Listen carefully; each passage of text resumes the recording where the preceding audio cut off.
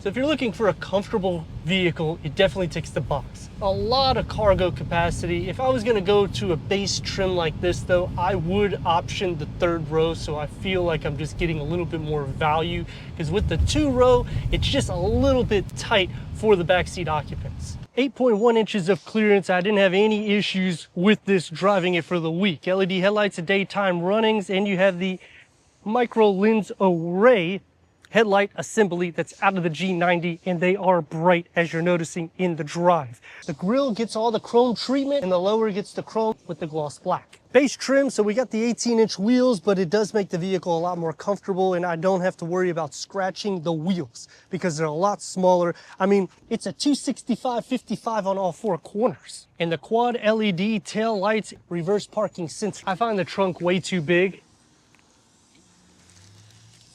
I mean, literally, I can make this my own area for lunch or dinner. I don't know why it needs to be so big for a 2-row vehicle. The nice thing is you can fold down these rear bench in the back. So when you are putting a bicycle in the vehicle, especially this size, it fits.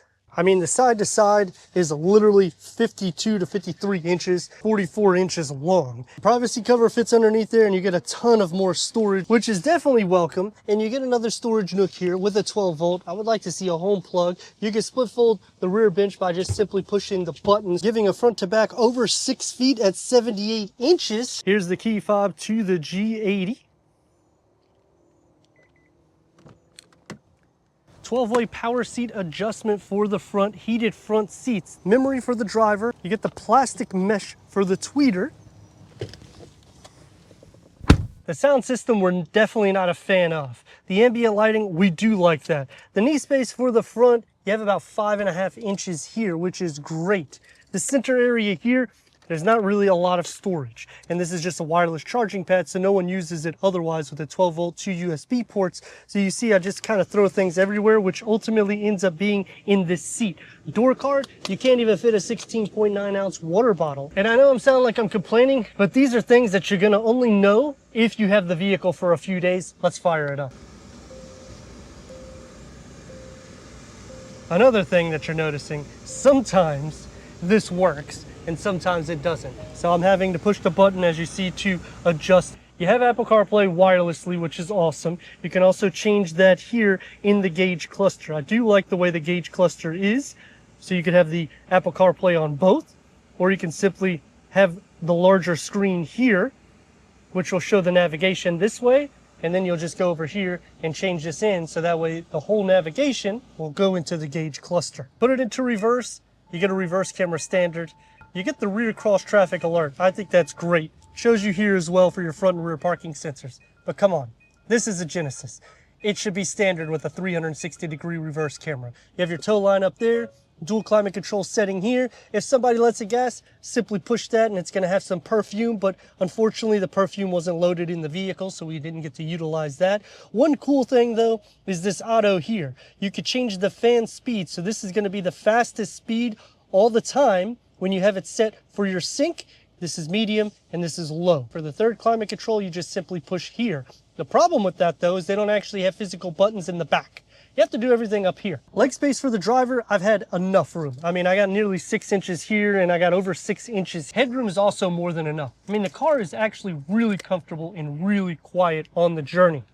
The other cons that I have is the auto start stop is here, the driving modes are here. They're all directly on the passenger side. The storage, because of this little storage thing here, we don't even utilize this. The whole week that we've had the car, we literally just put our stuff in the passenger seat or on the floor. And the door card, just like I said, there's just no storage anywhere. So I'm putting them even in the grab handle for my wallet. One touch up and down for all the windows. You have the aluminum look, which is nice. You get the gloss black, but this is plastic. Again, I'm just thinking $60,000-ish. I don't know. The touch to feel could be better because it's really all hard aesthetics, even on the dash. It looks good. It's just all plastic. Balancing my workload, I mean, I could do it in the back seat, which I do this, but then for my headset, I can't even put it back in this glove box. It doesn't make any sense. The storage is just too tight for the back. So if I had somebody working with me doing edits or anything like that, it would just be a little bit more cramped. With the legroom sitting behind me at nearly 4 inches, you can see what I mean by using a laptop. Headroom is good, but there isn't any moonroof, and I'm in a luxury vehicle. Nor do I have any climate control back here. I do get a 12-volt USB-C ports. And my kids, the whole week, they literally were playing with my son and my wife by just moving these seats. Storage here, we didn't use any of that storage. The door card, you could really only fit a bottle, and there's just an area here for your grab handle that you can't even fit a smaller smartphone because it'll fall out. And you can recline these seats, which nobody actually reclined them this much. The most that I saw my kids do it was this, and you could also adjust these forward and backwards. Not a huge fan of the auto start stop. I do like the auto hold, which holds the brake for you at a stoplight when you come to a complete stop, but that auto start stop system literally will shake the whole vehicle just like you're seeing in the camera. I'm just demonstrating it because obviously I'm driving. But it is hard to complain about everything you're getting as a total value when you're going into Genesis, considering you're getting the best warranty in class. Having it for a week, it has changed my mind a lot in the luxury segment, because you start thinking about the reality. You're going to get a loaner when you do services, that extra length of service warranty. But then on the flip side, because there's not a lot of Genesis dealerships that are not tied in with Hyundai, it makes it where I don't necessarily want to spend that extra dough. Might as well just go to Hyundai or Kia.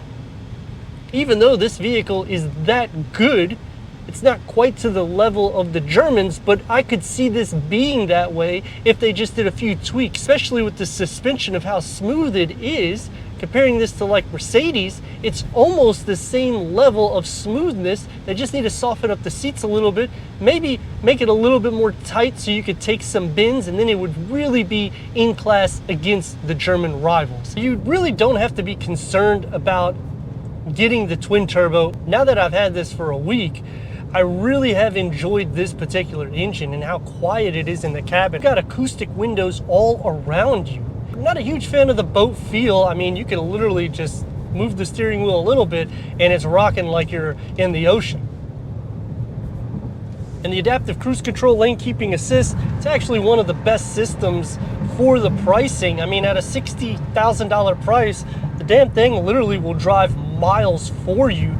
I've actually used this feature quite a bit to show my kids and even my wife how good it is compared to our Infiniti. I like the Infiniti better. The seat cushion to this, it's comfortable, don't get me wrong, but it's not as comfortable as zero gravity seats in the Infiniti. Plus, I don't have the massage seats nor the ventilated seats. I mean, these are things that I would pick if I was buying this vehicle. And performance,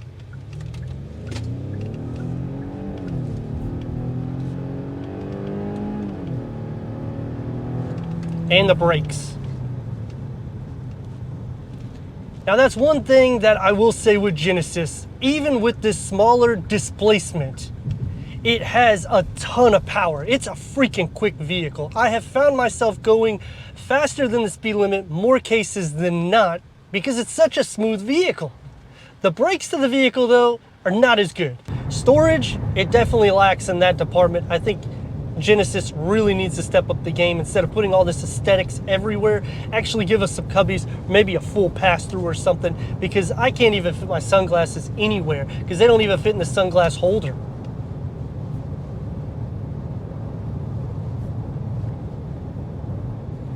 I'm definitely impressed. Maybe I would purchase a pre-owned, but for now, I'm gonna stick with what I have. But let me know your thoughts in the comments. If you're new to the channel, consider subscribing. Check out this next video right here.